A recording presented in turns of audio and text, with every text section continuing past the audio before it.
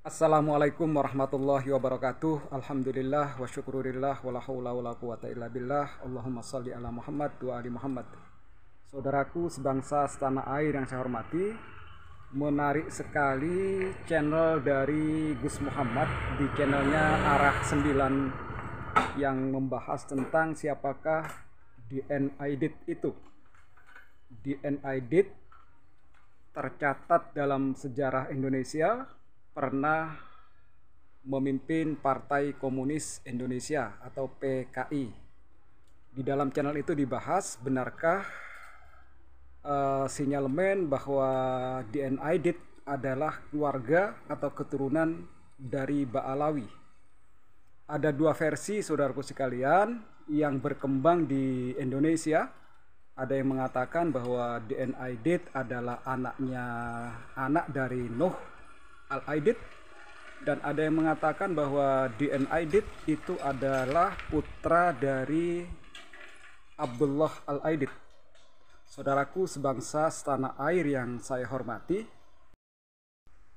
kalaupun toh DN Aidit terbukti bahwa dia adalah seorang Bani Alawi, kita tidak usah heran saudaraku semuanya, tidak usah heran berlebihan, karena selain DN Aidit ada juga yang bernama Sofyan Barakbah. Dia pemimpin dari PGRS Paraku, Partai Komunis Kalimantan Utara. Sofyan Barakbah ini tewas di tangan pasukan Baret Merah atau sekarang dikenal pasukan Kopassus, Komando Pasukan Khusus. Dan di Kalimantan Timur ada Sayyid atau Habib yang bernama Habib Fahrul Barakbah. Dia pada hiruk pikuk G30 SPKI ditangkap oleh pemerintah dan dijebloskan ke dalam penjara Orde Baru. Saudaraku sebangsa setanah air yang saya hormati, marilah kita saksikan channel dari Gus Muhammad AR. Mari kita saksikan videonya bersama-sama.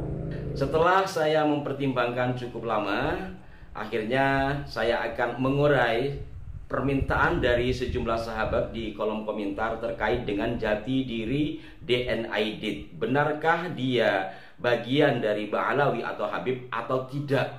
Nah, dalam hal ini saya akan menggunakan sumber yang masyhur sebagaimana disampaikan oleh salah seorang komentator ketika kami membahas tentang Habib Buga Aceh, ya, sudah masyhur begini-begini. Maka di sini saya akan menggunakan naskah-naskah masyhur, artinya adalah situs-situs berita yang tentu saja walaupun demikian saya pertimbangkan situs-situs berita yang dalam analisa kami insya Allah validitasnya insya Allah terjaga. Dan yang pertama, tentu saya akan menggunakan sumber yang berkaitan erat dengan Rabithah Alawiyah, yakni sumber berita dari Fakta Kini terkait dengan siapa DN Aidit.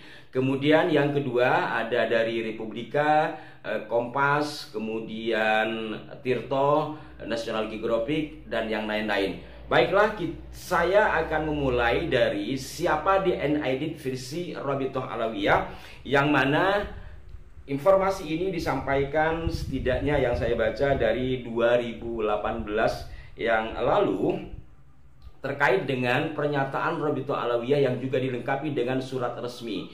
Nanti dari semua data online tersebut insya Allah akan saya cantumkan di kolom deskripsi, ya. Jadi pada intinya bahwa Rabithah Alawiyah tidak mengakui bahwa DN Aidit adalah bagian dari Alawiyin. Lengkapnya Anda bisa baca sendiri di kolom deskripsi nanti. Namun ada beberapa item yang disampaikan oleh Rabithah Alawiyah yang mana tulisan ini beberapa kali dimuat dan satu diantaranya menggunakan narasumber ketua Rabithah Alawiyah pada saat itu, yakni Habib Zain bin Smith, yang pada edisi yang saya baca ini diinformasikan bahwa satu DN Aidit bukanlah anak cucu Alawiyin karena silsilah nasabnya tidak ditemukan dalam kitab pegangan yang dijadikan pedoman lembaga nasab yang ada di Indonesia. Kemudian yang kedua, berdasarkan, ini yang penting, ya, ini yang penting, nanti saya elaborasi dengan sumber-sumber yang lain. Dua, berdasarkan penuturan atau fatwa dari para sesepuh Alawiyin, diantaranya fatwa Al-Habib Muhammad bin Akil bin Yahya yang bermukim di Palembang, dan dari sumber-sumber media cetak yang terbit sekitar tahun 1960, kiranya akan menjadi sebuah jawaban atas pertanyaan di atas, bahwa fakta tersebut berbunyi dalam tanda kutip ya, bahwa telah berhijrah seorang pedagang Arab dari marga Al-Aidid ke kota Palembang, Sumatera Selatan, dan menikah dengan seorang janda penduduk setempat yang telah mempunyai seorang anak bernama Nuh. Dari sejak kecil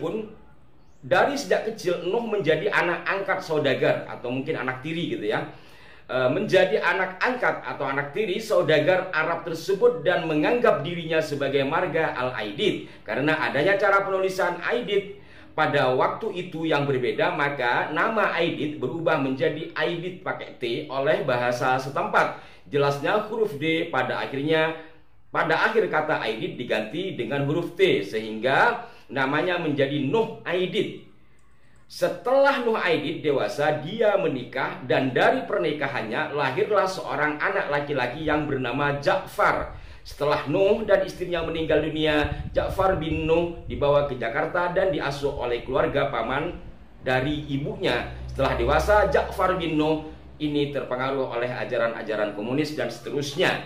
Pada intinya, menurut situs berita ini yang disampaikan bersumber dari Rabithah Alawiyah, bahwa DNA Aidid bukanlah Alawiyin, dan yang terpenting bahwa menurut fatwa para Alawiyin, diantaranya Habib yang disebut tadi, nama asli dari DNA Aidid itu adalah Ja'far.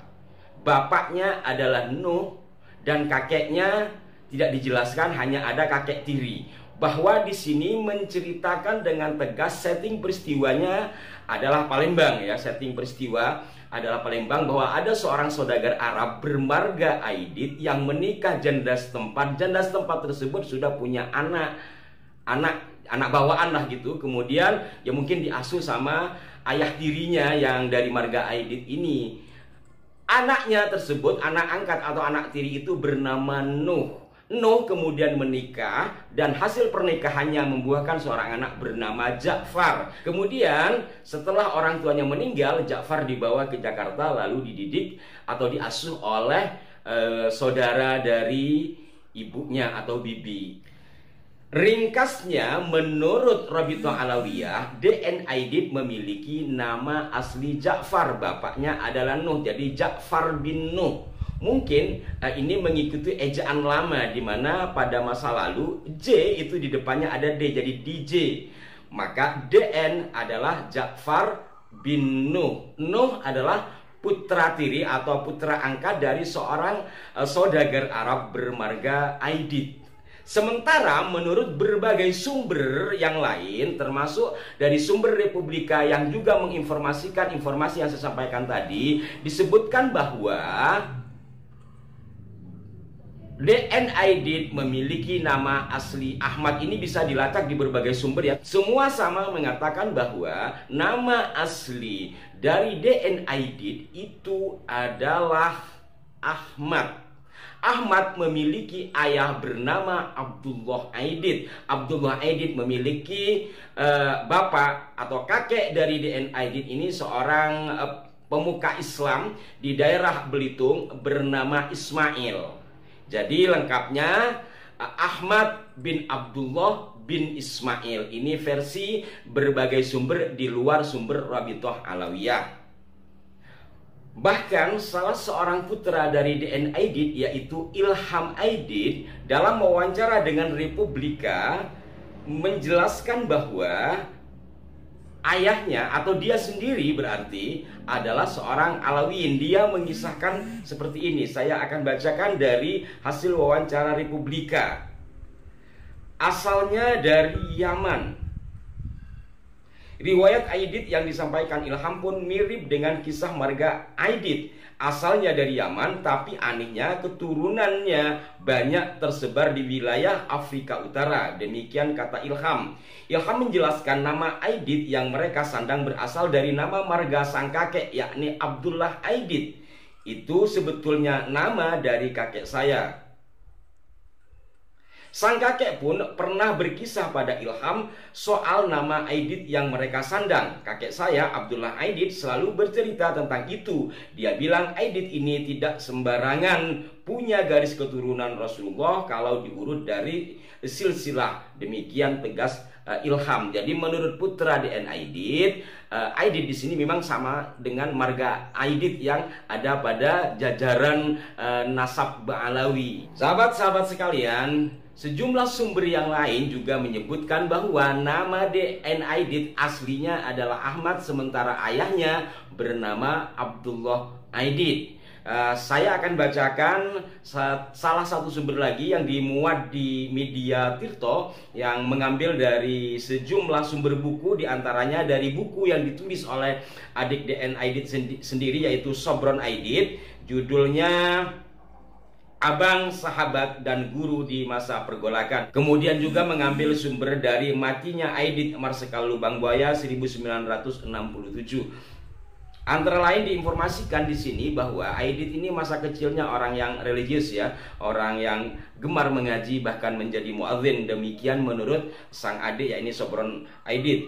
Kemudian di sini juga diinformasikan Ahmad Aidit atau yang kelak dikenal sebagai DN Aidit punya latar belakang yang baik. Lahir di Tanjung Pandan, Belitung pada 30 Juli 1923. Keluarga Aidit amat terpandang kendati merupakan warga pendatang. Berdasarkan penelusuran Rosamuna yang diterbitkan dalam buku matinya Aidit Marsikal Lubang Buaya 1967, keluarga Aidit berasal dari Sumatera Barat yang kemudian merantau ke Belitung. Ayah Ahmad, artinya ayah DN Aidit, yakni Abdullah bin Ismail, dikenal sebagai tokoh agama dan salah satu pelopor pendidikan Islam di Belitung yang disegani masyarakat. Abdullah juga seorang mantri kehutanan. Ayah Aidit yang muslim taat ini pernah menggagas dan memimpin pergerakan kepemudaan untuk menentang kolonial Hindia Belanda. Selanjutnya pada 10 November 1937, Abdullah menjadi salah satu pendiri organisasi keagamaan bernama Nurul Islam. Jadi dari keluarga yang luar biasa kalau di sini ya. Sementara itu, sumber berita Kompas menginformasikan sedari kecil DN Aidit dikenal sebagai anak yang rajin beribadah dan pandai mengaji. Ia mengenyam pendidikan pertamanya di HIS. Kemudian pada 1936 ia diminta oleh sang ayah untuk lanjut sekolah di Jakarta di MHS. Nah, sahabat-sahabat sekalian, berbagai sumber saya sampaikan tadi itu adalah untuk mengelaborasi atau membandingkan dengan apa yang disampaikan oleh Robito Alawiyah. Kalau tadi dikatakan Aidit itu diasuh oleh orang tuanya sendiri kan, bahkan seorang yang religius ketika masih muda dan sekolah di sana, baru kemudian diperintah oleh sang ayah untuk melanjutkan ke Jakarta untuk sekolah di MHS. Sementara menurut Robito Alawiyah dalam fakta kini yang saya sampaikan tadi, ayah dan ibunya meninggal. Setelah ayah ibunya meninggal, kemudian dia dibawa ke Jakarta dan diasuh oleh bibinya.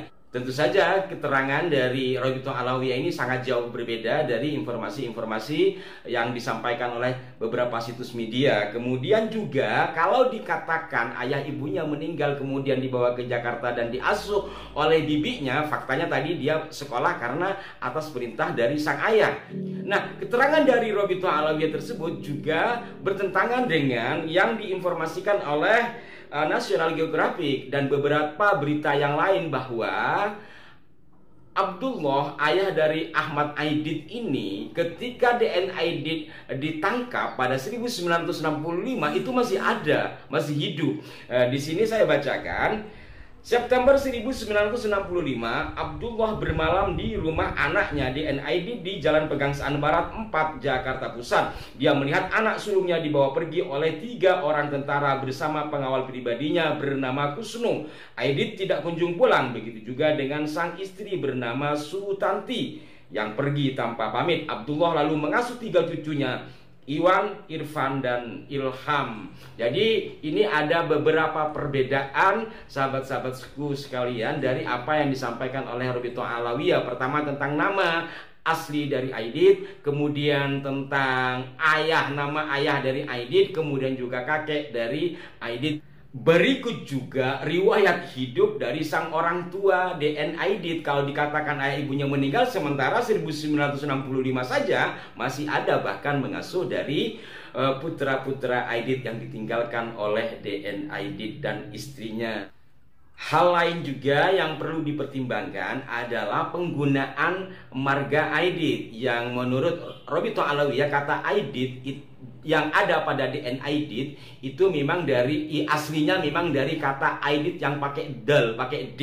Tapi karena pola penulisan kemudian pakai T jadi Aidit. Artinya Aidit di sini benar nama marga dari Bang Alawi yang merupakan gelar dari kakek tiri DN Aidit. Kira-kira secara logika kita memungkinkan tidak seorang cucu tiri, ini cucu padahal kan bukan bapak, karena bapaknya sendiri adalah Nuh yang merupakan anak tiri dari saudagar Arab bermarga Aidit tadi. Kira-kira mungkin tidak seorang yang tidak sedara, tidak ada pautan darah, diperbolehkan menggunakan gelar Aidit atau gelar apapun.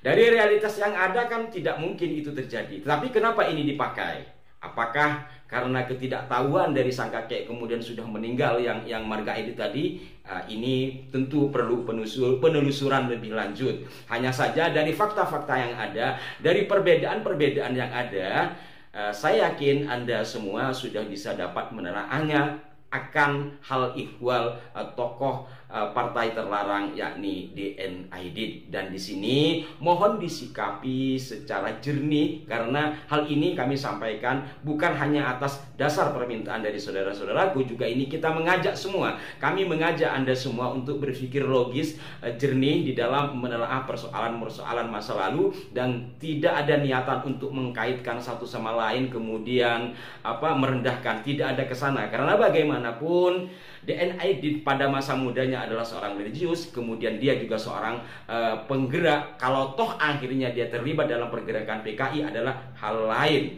Dan yang lain juga adalah terkait dengan nama Aidit yang ia pakai. Demikian, mohon maaf jika ada kekeliruan. Masukan yang konstruktif dari Anda sangat berharga bagi kami. Itulah saudaraku semua channel dari Gus Muhammad AR atau nama channelnya Arah 9.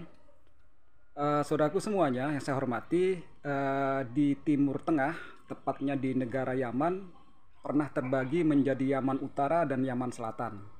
Yaman Utara itu adalah nasionalis, Yaman Selatan itu adalah komunis atau ideologinya adalah komunis. Dan pada tahun 1986 seorang Habib, seorang Sayyid namanya Haidar Abu Bakar Al-Attas pernah menjadi Presiden Republik Demokratik Yaman atau Yaman Selatan, dan sebelumnya dia sudah menjadi Perdana Menteri. Jadi saudaraku semuanya, tetaplah bijak di dalam memandang sejarah, kita tetap kritis di dalam mengkaji sejarah. Dan ingat kata-kata Bung Karno, jangan lupa, jangan sekali-kali melupakan sejarah. Jas merah. Tetap semangat ber-NKRI. Wassalamualaikum warahmatullahi wabarakatuh.